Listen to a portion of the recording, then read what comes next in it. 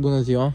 Vreau să vă prezint acești palmieri și aceste plante care sunt plantate de către noi anul trecut. Palmierii am tuns acum, uitați cât de bine arată, au trecut iarna cu brio și plantați de anul trecut, sunt verzi.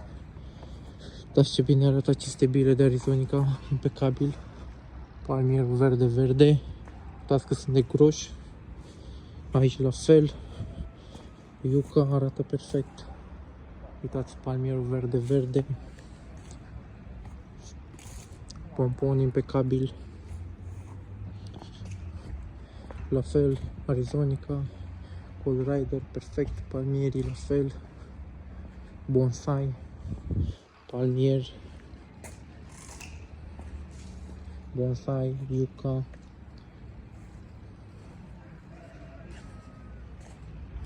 deci palmierii fără cuvinte, arată impecabil. Uitați mai ales acesta. Într-adevăr, au și frunze uscate, dar i-am tuns. E ceva normal, sunt verzi, impecabil, frumoși. Măslinul, iar la fel, plantat anul trecut, verde, niciun fel de problemă. O zi bună, sănătate!